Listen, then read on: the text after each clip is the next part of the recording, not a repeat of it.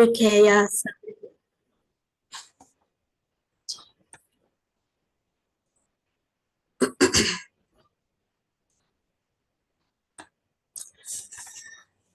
इसमें बाबा ने कहा अभी बाप दादा आज का या जब तक फिर आना हो तब तक का होमवर्क देते हैं कि कभी भी किसी को आत्मा रूप में देखो तो वर्तमान संस्कार के रूप में नहीं देखो।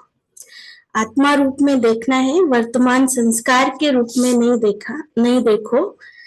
आत्मा कहा तो उस आत्मा के जो निजी संस्कार हैं उस निजी संस्कार के रूप में संबंध में भी आओ और दृष्टि में भी उसी दृष्टि से देखो। तो ये जो विघ्न पड़ते हैं जिसके कारण पुरुषार्थ में तीव्रता नहीं आती है, तो अभी वृत्ति बदलेंगे, दृष्टि बदलेंगे तो बातें समाप्त हो जाएंगी। किसी की क्या भी बातें देखते हो, बाप दादा ने पहले भी कहा है, तो सदा आप ब्राह्मण परिवार का एक एक का फर्ज है शुभ भावना, शुभ कामना देना और शुभ भावना, शुभ कामना लेना। उस संस्कार से देखो और चलो। एक और भी बात बताते हैं, पहले भी बताया है, तो कहां कहां संगठन में कभी कभी पर दर्शन, पर चिंतन और पर मत के तरफ आकर्षित हो जाते हैं। अभी इन 3 पर को काट दो, एक पर रखो। वह एक पर है पर उपकार। पर उपकार करना, पर उपकार करना है, पर उपकारी हैं। ब्राह्मण का स्वभाव है पर उपकारी, पर दर्शन नहीं। यह पर काट दो, ये तीनों बहुत नुकसान देते हैं। इसलिए अपना स्वमान सदा यही रखो कि मुझ ब्राह्मण आत्मा का स्वमान ही है पर उपकारी। तो दूसरी सीजन में बाप दादा हर एक बच्चे में ये परिवर्तन देखना चाहते हैं। तो ये बाबा की अव्यक्त मुरली से जो हम सभी को मिला है आज का टॉपिक, तो जिसमें बाबा ने विशेष जो भी विघ्न पड़ते हैं और जो हमारा कर्तव्य है उसके बारे में हम सबका अटेंशन खिंचवाया है। जिसकी शुरुआत में ही बाबा ने ये कहा कि सबसे पहले तो आत्मिक दृष्टि हम सबकी, आत्मिक स्वभाव, आत्मिक स्मृति ये हमारी नेचुरल होनी चाहिए अब, क्योंकि विघ्न पड़ने का कारण ही है जब हम देह को देखते हैं, देह संबंध में फंसते हैं, देह के एक्शन रोल को देखने लगते हैं। तो रोल कॉन्शियस होंगे, देह को देखेंगे, संबंधों को देखेंगे, तो उस अनुसार फिर आत्मा के स्वभाव संस्कार बाहर निकलते हैं। और बाबा ने जैसे इसमें बताया कि वर्तमान को नहीं देखो, क्योंकि हर आत्मा का ये अंतिम जन्म है और इस अंतिम जन्म में हर आत्मा अपना लास्ट के पोजीशन में है जिसमें उसके आत्मा की शक्तियां वो भूल चुकी है और देह भान में और देह अभिमान में रहने के कारण हमारे द्वापर और कलयुग के संस्कार नेचुरल पड़े हुए हैं। उसमें दूसरी बात है कार्मिक अकाउंट, तो वर्तमान समय कार्मिक अकाउंट भी सामने आ रहे हैं और दूसरा संस्कार स्वभाव भी टकरा रहे हैं क्योंकि बॉडी कॉन्शियस है, देह भान है। इसलिए बाबा ने कहा विघ्न इसके कारण हमारे जीवन में बार बार आते हैं।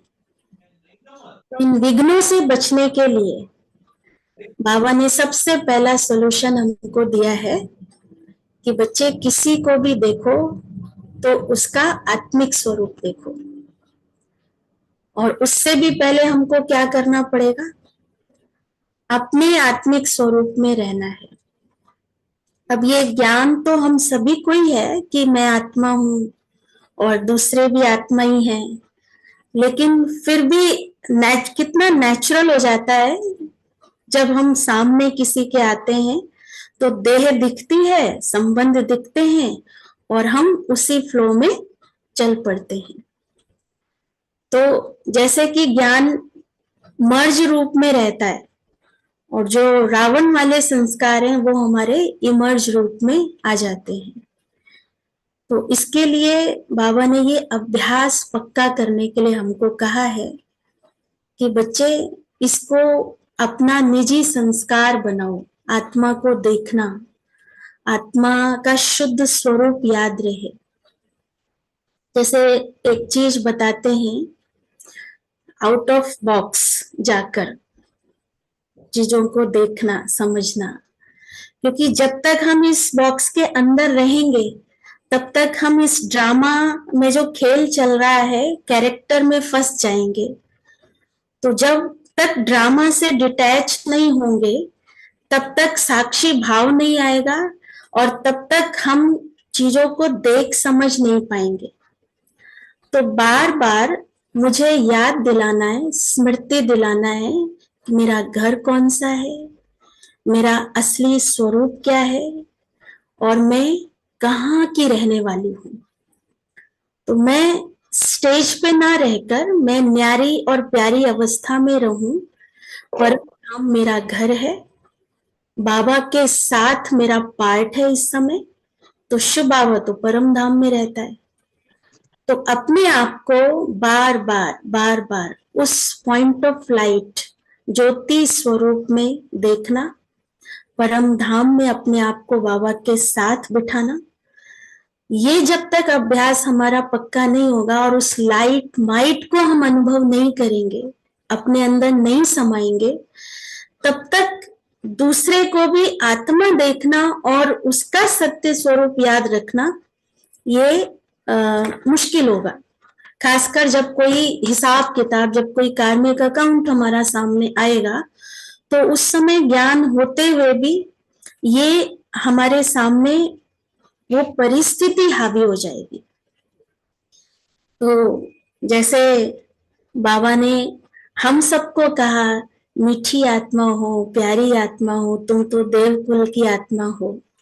तो जब भी कोई आत्मा सामने आती है, भले वो अपने संस्कार स्वभाव अनुसार उस समय उसका कोई ऐसा रोल चल रहा है मेरे सामने जो मुझे कुछ नेगेटिव वाइब्रेशन आ रहा है, तो अगर हम ये अभ्यास करें कि अंदर उस समय ये बोल दें कि आप बहुत पवित्र आत्मा हो, मीठी आत्मा हो, आपका स्वभाव प्रेम है, शांति है और आप मेरे अपने हैं, माना ये अंदर अभ्यास करना है। तो जब ये मेरा दृष्टिकोण हो जाएगा, इस अभ्यास को करना पड़ेगा हमको, तो नेचुरली मेरी जो वाइब्रेशन है वो पॉजिटिव होने के कारण, शीतल होने के कारण उसका इम्पैक्ट मेरे ऊपर नहीं आएगा जो उस समय वो व्यवहार कर रहा है सामने वाला।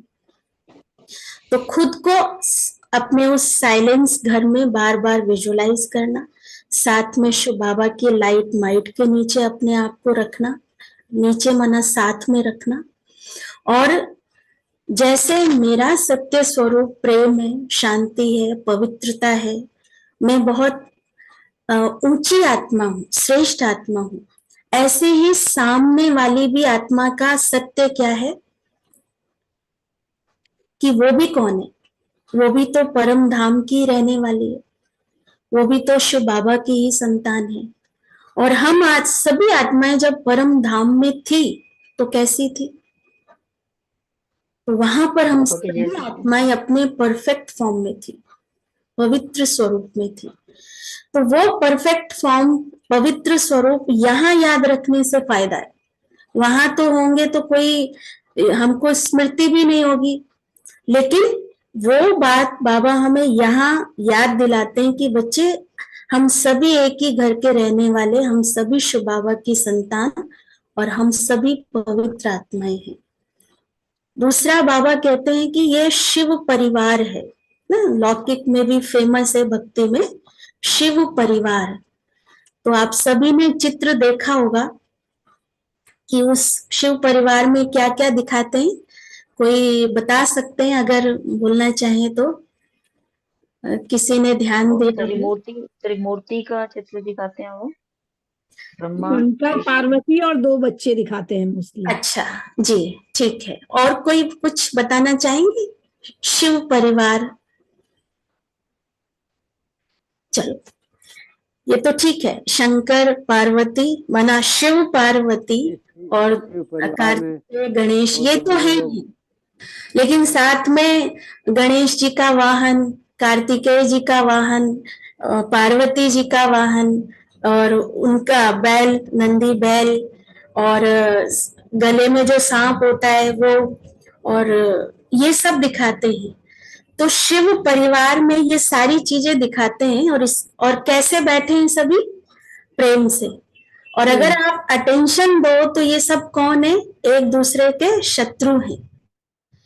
मोर है, वो सांप को खा जाता है, और हाथी है, चूहा है। तो माना जो भी देख रहे हैं हम, वैरायटी संस्कार के, एक दूसरे से टक्कर खाने वाले संस्कार के, लेकिन जब शिव के परिवार में आ जाते हैं तो सभी एक हो जाते हैं और सभी प्रेम से रहते हैं। तो ये परमात्म प्रेम की जो शक्ति है वो यही है कि हम उसकी संतान है, और उसकी संतान है माना उसके समान है। तो वो तक हमारे अंदर नहीं आएगा, नहीं ये भी बाबा का ही बच्चा है और ये भी पवित्र आत्मा है, ये देवकुल की आत्मा है। तो ज्ञान तो है हम सबको, लेकिन ये अभ्यास, और साथ में जब वो सिचुएशन आती है, कोई भी बात आती है, उस समय आप अंदर से ये बात कह दो, आप बहुत स्वीट आत्मा है, आप बहुत पवित्र आत्मा है, आप शिव बाबा की संतान है। जैसे कई बार बड़ों से सुनते हैं कि जो जैसा होता है वो वैसा व्यवहार करता है। जैसे एक कहानी में भी सुनाते हैं ना कि एक साधु जी बैठे हुए थे और वहां से पहले एक सैनिक गुजरा, फिर एक मंत्री गुजरा, फिर एक राजा ने क्रॉस किया, और वो किसी के पीछे जा रहे थे, चोर था या जो भी कोई था। तो सैनिक ने कहा, ए तुमने यहाँ किसी को जाते हुए देखा यहाँ से? तो साधु, मेरे को वो तो नहीं याद है उन्होंने कैसे आंसर दिया, हाँ मैंने यहाँ से देखा है। फिर एक मंत्री आए तो उन्होंने कहा कि मुनि जी यहाँ से देखा आपने किसी को? और फिर जब राजा आया और उसने भी पूछा, राजा ने रथ से उतर के प्रणाम किया, और मुनिवर आपने क्या यहाँ किसी को जाते हुए देखा है? तो वो साधु साधना में लीन था, आंखें बंद थी, और वो आंखें बंद में आंसर कर रहा था सबको। तो जब राजा ने ऐसे पूछा तो साधु ने कहा, महाराज वो यहाँ से इस दिशा की ओर गया है। तो राजा को बहुत हैरानी हुई कि आपको कैसे पता? मैं राजा हूं, आप तो ध्यान में लीन है, आंखें भी बंद हैं। तो उस मुनि ने कहा, मैं सबकी वाणी से सबको पहचान गया कि जो जैसा होता है, जिस स्टेटस का होता है, उसकी वाणी, उसके व्यवहार में वो चीजें नजर आएंगी। वैसे बाबा ने भी हमको अपना स्टेटस याद दिलाया कि आप हाईएस्ट आत्माएं हैं, परम धाम में भी तो इस सृष्टि नाटक में भी। तो अपना वो हाईएस्ट स्टेटस हमेशा याद रखो, मैं किसकी संतान हूँ, कौन हूँ और कहाँ कहाँ मेरी पोजीशन है। तो परम धाम में भी हम बच्चे कहाँ हैं? जड़ों में हैं, शिव बाबा के साथ हैं। तो मैं इतनी हाईएस्ट पोजीशन वाली आत्मा, तो मैं सामने वाले को भी कैसा देखूं? छोटा नहीं देखूं ना? तो सामने वाले को भी उसी स्थिति, उसी सम्मान के साथ देखना, अपना विजन वैसा बनाना, अपनी स्मृति को इतना ऊंचा उठा देना तो ऑटोमेटिक मेरे निजी संस्कार इमर्ज रहेंगे और मेरे व्यवहार में वो झलकेगा। तो जो पहली बात बाबा ने इसमें बताई कि वर्तमान रूप में देखो, वर्तमान में हम सभी आत्माएं, हमारी शक्तियां मर्ज हो गई हैं। अपना ओरिजिनल स्वरूप, सत्य स्वरूप हमको सदा याद रखना है और दूसरे का भी। फिर दूसरा संबंध में बाबा ने बताया कि संबंध भी कौन सा याद रखना है हमें, लौकिक संबंध नहीं याद रखना है। लौकिक में भी आत्मिक दृष्टि हो, उतनी ही ऊंची भावना हो, चाहे वो कोई भी हो, बच्चे हो, माता पिता हो, पति हो, पत्नी हो, कोई भी हो, लेकिन ये शुद्ध पवित्र आत्माएं हैं। तो ये आत्मिक प्रैक्टिस, आत्मिक अभ्यास, ये हमें विजय दिलाएगा विघ्नों पर, क्योंकि सारी बात ही इसके कारण से डिस्टर्ब करती है। तो बाबा ने स्पष्ट भी किया कि जिसके कारण पुरुषार्थ में तीव्रता नहीं आती है। और अब समय हमारे पास बहुत कम है, मंजिल पर पहुंचना है, तीव्र पुरुषार्थ करना है। तो उस तीव्र पुरुषार्थ के लिए अभी हमें इन सब बातों से ऊंचा उठना पड़ेगा। और ऊंचा उठने का तरीका भी बाबा ने इतना ग्रेट बताया, इतना प्यारा बताया हुआ है कि जिसको सिर्फ थोड़ा सा अटेंशन दे दिया तो जीवन में आनंद आएगा, मजा आएगा। क्योंकि इसके रिजल्ट बहुत अच्छे जब हमें मिलते हैं, सामने वाले का व्यवहार चेंज होता दिखता है, उसका सहयोग हमें मिलता है, तो कितना बाबा के लिए थैंक्स निकलता है, कितना बाबा के लिए शुक्रिया निकलता है। वो हमें लिफ्ट का काम करती है, आगे बढ़ाती है। तो विघ्न भी समाप्त होंगे, स्पीड भी तेज होगी, मंजिल पर पहुंच सकेंगे। फिर इसमें बाबा ने हम सबको एक फर्ज याद दिलाया है। वो क्या है? शुभ भावना शुभकामना देना और शुभ भावना शुभकामना लेना। तो देना तो ठीक है, अगर ये आत्मिक स्थिति हमारी पक्की हो गई, स्मृति पक्की हो गई, तो हम उन आत्माओं के लिए शुभ सोच सकेंगे, शुभ बोल सकेंगे, शुभ कर सकेंगे। लेकिन अगर सामने वाला शुभ भावना शुभकामना नहीं दे रहा है, अशुभ बोल रहा है, तो अगर भी हमें देनी है, तो भी हमें शुभ भावना देनी है, तभी तो उससे मिलेगी। अगर हमने भी जवाब दिया तो फिर क्या मिलेगा? हाँ, माना जैसे बताया कि कोई सीन ऐसी आई और उस समय उनका ऐसा है, तो बाबा कहते हैं कि उस समय वो अपना रोल प्ले कर रहा है, तो उसमें वो उनकी जो भी भावनाएं हैं हमें उसको लेना नहीं है।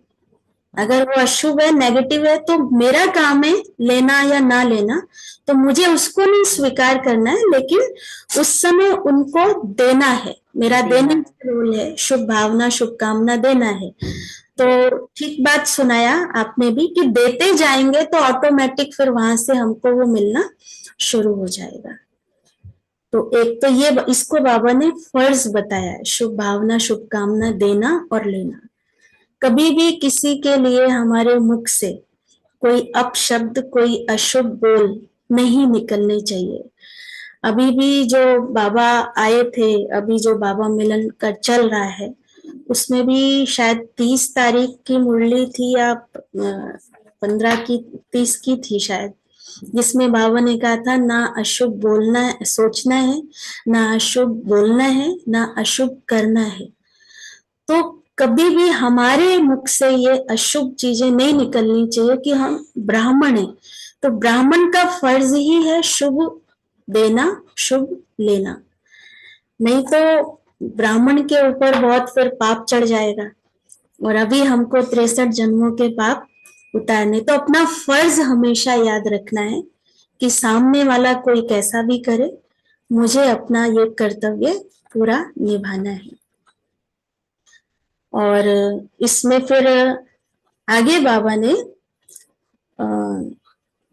एक और बात बाबा ने बताई कि हम सब कहाँ अपनी एनर्जी को गंवाते हैं, एनर्जी हमारी कैसे एक तरफ हम ज्ञान योग में आगे बढ़ रहे हैं, सेवा से दुआएं कमा रहे हैं, लेकिन फिर वो सारा खजाना हमारा बहता कहाँ से है? तो इसमें फिर बाबा ने बताया कभी कभी पर दर्शन, पर चिंतन और पर मत के तरफ आकर्षित हो जाते हैं। तो दुनिया में तो इसकी बहुत आकर्षण है, बहुत आकर्षित होते हैं। एक बार हम एक स्कूल में सेवा के लिए गए थे रक्षाबंधन पर, तो वहां पे यही निंदा की बात और पर चिंतन प्रदर्शन की बात पर हम समझाने लगे कि नहीं, आत्मा को देखना है। तो सामने वो स्कूल था, टीचर्स थे, तो एक टीचर ने कहा पर मजा बहुत आता है। तो सामने मतलब पता भी है, नॉलेज भी है, लेकिन देखो जो बाबा बात करें ना, आकर्षित हो जाते हैं। तो लौकिक दुनिया में तो इसकी बहुत आकर्षण है, लेकिन अभी ब्राह्मणों का वो संस्कार अगर सूक्ष्म में है तो कहीं ना कहीं जैसे हमको किसी की कमी दिख गई, कमजोरी दिख गई, तो बाबा कहते हैं ये सूक्ष्म रूप में माया आपको फंसाती है, आकर्षित करती है। तो ये हमको बाबा ने कहा कि ये 3 पर काट दो, पर चिंतन, पर दर्शन, पर मत, और एक पर रखो। वो क्या है? पर उपकार। कार। जो हमने बाबा के जीवन में देखा, ब्रह्मा बाबा हमारे सामने एग्जाम्पल है, आईना है कि कैसे बाबा ने अपकारियों पर भी उपकार किया। उसका आधार क्या रहा? बाबा पिता के रूप में था, विश्व का पिता, प्रजा पिता, और सभी मेरे बच्चे हैं।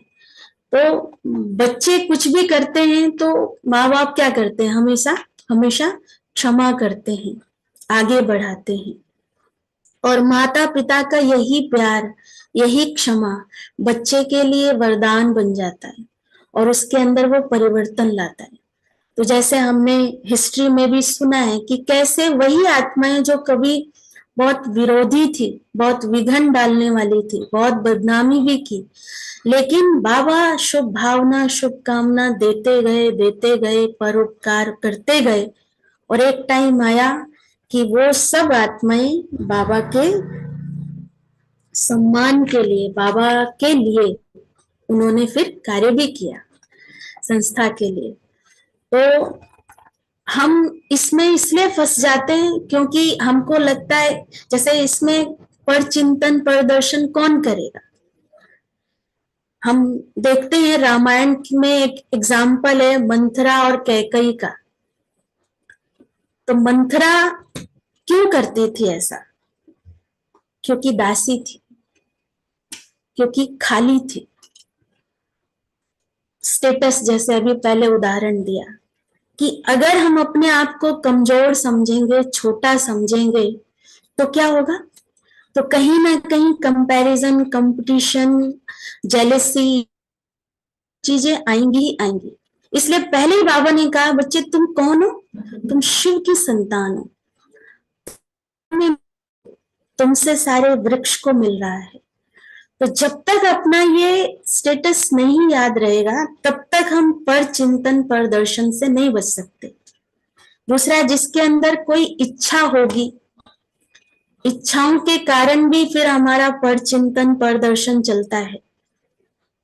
तो बाबा कहते हैं कि मेरी संतान होके तुम अभी भी मांगो, अभी भी इच्छा रखो, ये अच्छी बात नहीं है। बाबा को मांगना अच्छा नहीं लगता। अब वैसे नहीं मांग रहे, लेकिन मन में इच्छा है, तो ये भी एक तरह का मांगना ही है। एक दादी प्रकाश मणि जी की क्लास में सुन रही थी, तो जिसमें दादी ने ये मतलब वो बात दिल पे जैसे छप गई। दादी ने कहा कि भगवान ने हमको दूध बराबर दिया है, हम मांग के उसको पानी बराबर क्यों करें? ना एक कहावत है ना कि सहज मिले सो दूध बराबर, मांग लिया सो पानी है, और छीन लिया तो बाबा ने थर्ड की बात ही नहीं करते, खून बराबर। तो इच्छा रखना माना कि भगवान जो मुझे दूध देने आया है, दे रहा है या दिया है, उसको मैं पानी समान कर देती हूँ। तो इच्छा होगी तो पर चिंतन, पर दर्शन होगा ही होगा। इसलिए बाबा कहते हैं कि अभी इच्छाओं से भी ऊपर उठो। बाबा के साथ मेरा रोल है, बाबा मुझे मिल गया है। इसमें जब अपने आप को भरपूर अनुभव करेंगे, बाबा के प्यार से अपने आप को भरेंगे, तो हम इस पर चिंतन पर दर्शन से बच सकते हैं। और जब बाबा से भरपूर होंगे, बाबा का प्यार अपने अंदर समाते जाएंगे, तो फिर सामने वाली आत्माओं के लिए एक रहम, एक करुणा, एक दया ऑटोमेटिक जागृत होगी, देने की भावना आएगी। क्योंकि जो जितना लवफुल होगा, वो उतना ही सामने वाली आत्माओं को देख सकेगा, जान सकेगा और देने। अब जो पहले ही खाली है, जिसके अंदर पहले ही इच्छाएं हैं, वो पहले अपना भरेगा, वो देने की कहाँ सोचेगा। तो हम देवता भी नहीं बन सकते, फिर देने के परोपकार भी नहीं कर सकते। इसलिए हमें इच्छाओं से भी ऊंचा उठना है। भरपूर आत्मा हूं, ये अपना स्वमान हमेशा याद रखना है। तो हमारे अंदर नेचुरल रहम, दया, करुणा और प्रेम की भावना रहेगी, तब हम परोपकार कर सकेंगे। तो ये बाबा हम सबसे चाहते हैं, और इसको बाबा ने कहा अपना स्वमान याद रखना। आप कौन है? पर उपकारी। तो पहले मैं बताया, मैं श्रेष्ठ पोजीशन वाली श्रेष्ठ आत्मा, जड़ों में स्थित साइलेंस होम में परमात्मा के साथ हूँ। इस ड्रामा से अलग, मैं हीरो एक्टर तो हूँ, लेकिन इस ड्रामा से न्यारी होकर अब इस ड्रामा में रोल प्ले करना है। साइलेंस होम से इस वर्ल्ड में आकर मुझे सबको उसी ओरिजिनल फॉर्म में देखना है। दूसरा फर्ज याद दिलाया, आप ब्राह्मण हो, ब्राह्मण के मुख से कुछ भी ऐसा निकला, मन से कुछ भी ऐसा निकला अशुभ, तो वो लगता है। इसलिए ब्राह्मणों का फर्ज है शुभ भावना, शुभकामना देना और लेना। और तीसरा कि इसमें जो हमारी टाइम और एनर्जी जा रही है, पर चिंतन, पर दर्शन, पर मत में, इसको बचाओ, पर उपकारी बनो। थोड़ा सा संगम का समय मिला है हमें परमात्मा के साथ, और करोड़ों आत्माएं हैं जो दुखी हैं, जो परेशान हैं। तो इससे अच्छा भाग्य मुझे क्या मिलेगा, जो मैं करोड़ों को इस समय परमात्मा का प्रेम, परमात्मा का प्रसाद दे सकती हूँ, वो भी सच्चा, जो आत्माएं चाहती हैं। तो पर उपकार मना, मेरे पास पुण्य कमाने का भी फुल चांस है। मैं जितना मर्जी पुण्य इस समय कमा सकती हूँ। तो इसके लिए हमेशा अपना स्वमान याद रखना है, पर उपकारी। तो और जैसे संबंधों की बात है, ये जो संबंधों का टक्कर और ये सब होता है, तो इसमें जैसे मुझे एक सीन बहुत अच्छा लगता है, उदाहरण मैं शेयर जरूर करना चाहूंगी इसको। ये जो महाभारत सीरियल है या महाभारत है, तो उसमें जब ये सब बच्चे बड़े हो जाते हैं, पांडव, कौरव, और गुरुकुल से लौटकर जिस दिन आते हैं, तो इन्होंने क्या सीखा गुरुकुल में? शस्त्र विद्या। तो उसका प्रदर्शन करना होता है, उसको दिखाना है। तो उसको कहते हैं रंग भूमि। एक होती है रणभूमि, एक होती है रंग भूमि। तो रंग भूमि माना रियल फाइट नहीं, लेकिन फाइट हो रही है पर रियल नहीं है। तो उसमें बहुत अच्छा लगा मुझे कि वैसे तो अर्जुन आए तो उन्होंने अपना क्या क्या तीर चलाना सीखा है, कौन कौन से बाण सीखे हैं, वो था। दुर्योधन आए, भीम आए, सबने अपना अपना किया। लेकिन जब युधिष्ठिर आते, युधिष्ठिर ने भाला सीखा था, और युधिष्ठिर के ऊपर चारों भाई पांडव और वो 100 भाई कौरव एक साथ अटैक करते हैं, और वो सबको हरा देते हैं। युधिष्ठिर माना एक युधिष्ठिर ऐसे थे जिस पर सारे भाइयों ने अटैक किया। बाकी जैसे भीम की लड़ाई दुर्योधन के साथ हुई, और अर्जुन का अपना ये बाण चला रहा है, वो बाण चला रहा है, लेकिन एक युधिष्ठिर ऐसे थे जो अकेले सबका सामना कर रहे थे। तो हमारी ही कहानी, हमारा ही यादगार है। युधिष्ठिर का मतलब ये जो युद्ध में स्थिर है, और युधिष्ठिर सबसे बड़े थे। तो वो बड़े क्यों थे? क्योंकि उन्होंने सबका सामना किया। सामने मैंने सबको सहन किया, सबके साथ मिलकर चले। तो बाबा कहते हैं हम भी, ये हमारा ब्राह्मण परिवार है, तो इस परिवार में जो जितना आगे जाना है, जितना शक्तिशाली बनना है, तो उतना ही आपको आत्माओं को संतुष्ट भी करना पड़ेगा, सबके स्वभाव संस्कार को भी समाना पड़ेगा। तब हम फाइनल स्टेज युधिष्ठिर वाली पर पहुंचेंगे, युद्ध में स्थिर होंगे और सतयुगी कहलाएंगे। तो इसलिए ये जो भी चैलेंजेस आते हैं स्वभाव संस्कार का, बाबा कहते हैं सोमान नहीं भूलो, और ये सब हिसाब किताब खत्म होने का टाइम है। तो इसमें अपने को लकी समझना है, जितने हिसाब किताब ज्यादा आ रहे हैं लकी समझना है, क्योंकि बाबा मेरे साथ खड़ा है और वो मुझे आगे बढ़ाने के लिए वो सब कुछ करेगा, बड़े बड़े पेपर दिलवाएगा। जब तक बड़े एग्जाम को नहीं क्रॉस करेंगे तो बड़ी क्लास में कैसे जाएंगे या ऊंचा कैसे बनेंगे।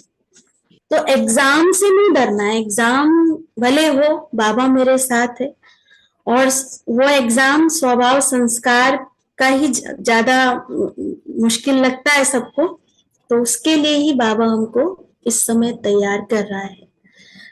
और दूसरा जो दूसरे एग्जाम आने, फाइनल जो प्रकृति का कहते हैं और शरीर का कहते हैं, तो उसके लिए भी ये जो बाबा ने पहली चीज बताई है आत्मिक अभ्यास। जितना हम साइलेंस वर्ल्ड में रहेंगे, साइलेंस की पावर को भरेंगे, तो हम प्रकृति और शारीरिक व्याधियां और जो भी बाहरी सिचुएशन आने वाली है उसमें भी अपनी साइलेंस पावर से उसको हम फेस कर सकेंगे या उसमें हम विजय प्राप्त कर सकेंगे।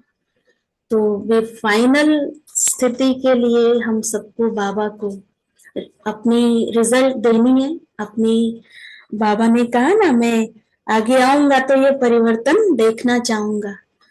तो नेक्स्ट अभी जब बाबा आए न्यू ईयर पे, तो दिल्ली तो चल ही रहा है, मधुबन, तो हम सभी ये अपनी स्थिति बाबा को दिखाएं, बाबा मैं सदा परोपकारी हूँ, और इतने दिन एक भी दिन मेरे मन में शुभ भावना शुभ कामना के सिवाय कुछ नहीं आया, और मैंने सबको आत्मा देखा, और उस सिर्फ आत्मा नहीं देखा, मीठी आत्मा, सत्य आत्मा, पवित्र आत्मा के रूप में देखा। एक राजा की तरह देखता है दूसरे को। ये रिजल्ट हम बाबा को दें तो जरूर बाबा से हमको विशेष वरदान मिल जाएंगे। यही आज का चिंतन मंथन था, आप सबसे शेयर किया जी। दीदी आपसे थोड़ा एक क्वेश्चन आया, मतलब आपकी स्टोरी से ही कनेक्टेड है जी। आपने बोला ना कि मंथरा क्या थी, वो तो दासी थी जी, पर कैकई तो रानी थी जी।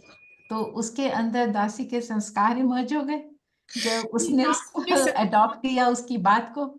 नहीं, दासी के संस्कार तो नहीं आए, लेकिन जैसे बताया कि पर मत में आ गई, और दूसरा इच्छा क्या आई, मेरा बेटा ही राजा बने। वैसे नहीं था, पहले राम से बहुत प्यार था, लेकिन पर चिंतन पर दर्शन वाले के संग में थी ना, तो संग का रंग लग गया। वो संग बार बार वो मंथरा ने सुना के, तो एक बार वो बोली भी, कहती तूने मेरा माथा खराब कर दिया, मुझे तो कुछ नहीं समझ में आ रहा है, तू ठीक है, तू जैसा बोलती है मैं वैसा करती हूँ। तो ये संग के लिए भी इसीलिए बाबा कहते हैं हम इतनी श्रेष्ठ आत्माएं हैं, बाबा का ज्ञान योग करते हैं, पर संग कोई ऐसा होता है तो उसमें हम भी इन्फ्लुएंस में आ जाते हैं। किसी और को कोई अगर कोई क्वेश्चन आ रहा है माइंड में तो पूछ सकते हैं। अभी है हमारे पास अबाउट। मेरा एक क्वेश्चन है। हाँ जी, पूनम बहन। आपने कहा ना, 2-3 बातें कही आपने जी, कि हमें अपनी स्मृति में रखना है हमेशा। तो पहला कहा आपने कि मैं अपने स्वमान में रहना है। हाँ जी। है ना, क्या स्वमान ले? मैं सबसे ऊंची श्रेष्ठ महान आत्मा, जैसे परम धाम में मैं शिव बाबा की साथी हूँ, जड़ों में हूँ, मैं कल्प वृक्ष की जड़ हूँ, है ना। तो ये स्वमान, मैं इतनी श्रेष्ठ ऊंची आत्मा हूँ जिससे सर्व आत्माओं को, जो भी कल्प वृक्ष की और आत्माएं हैं, उनको बाबा की लाइट माइट मेरे द्वारा मिलनी है। तो मैं इतनी ऊंची श्रेष्ठ महान आत्मा हूँ, हीरो एक्टर हूँ जी। ओके ओके, ठीक, यही जानना था। जी। Thank you. और सामने वाली जो ब्राह्मण आत्माएं हैं, उनको भी उसी रूप में देखना है। और ब्राह्मण नहीं भी है तो भी है तो परम धाम की रहने वाली। तो परम धाम में वो कैसी है? वही मेरे जैसी। एकदम हाँ, पवित्र है, शीतल है, शांत है, लवफुल है, पीसफुल है। जो आत्मा के निजी संस्कार, जो बाबा ने मुरली में भी कहा ना, उसके निजी संस्कारों को देखो, निजी गुणों को देखो। तो क्या होगा कि सामने जो कुछ हो रहा है, जो वो बोल रही है, जो वो व्यवहार कर रही है, उसका इम्पैक्ट आप पे नहीं आएगा, है ना। तो ये चीज।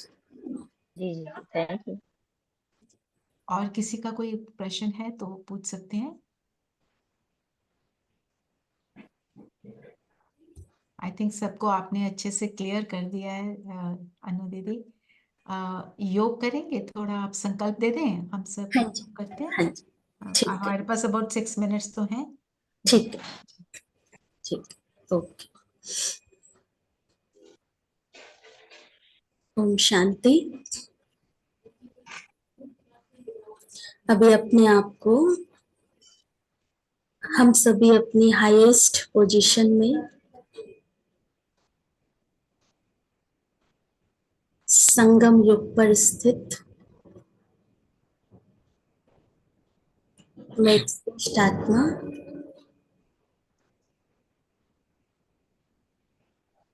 शिव बाबा के साथ, बाप दादा के साथ कंबाइंड हूँ।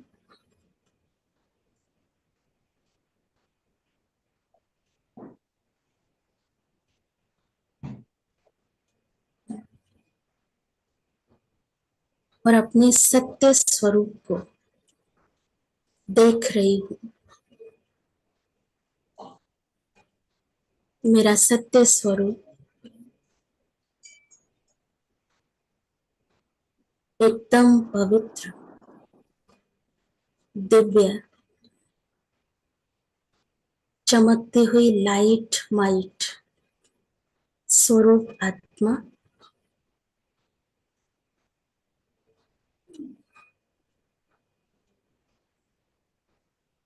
बाबा की किरणों के नीचे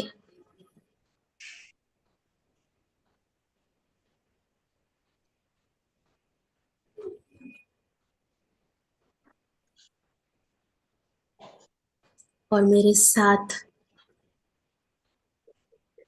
समस्त शिव परिवार है।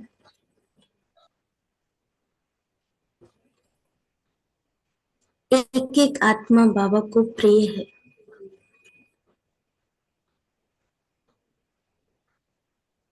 मैं बाप समान बाबा की प्रिय आत्मा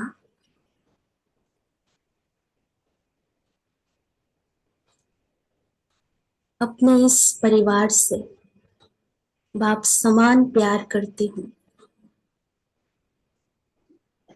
घर चलना है, एक ही घर से आए, अपने उसी पवित्र स्वरूप में मेरे सामने सभी वही पवित्र आत्माएं हैं जिनके अंदर रूहानी प्रेम है, शांति है।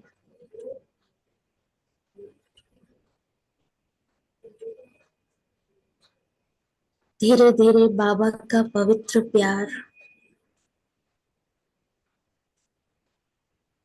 हम सर्व आत्माओं पर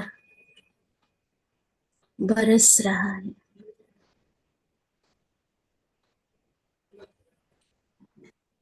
सभी भरपूर और संतुष्ट होती जा रही हैं।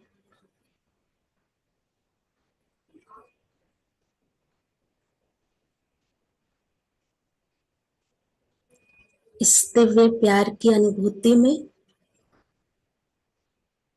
हम सब बाबा की याद में समा जाते हैं।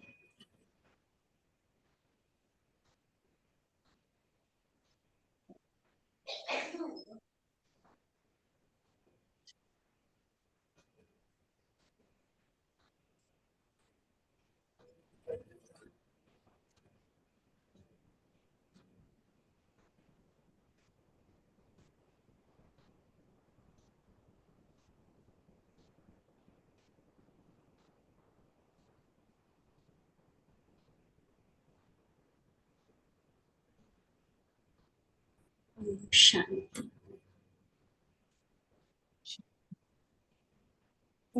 so much जी।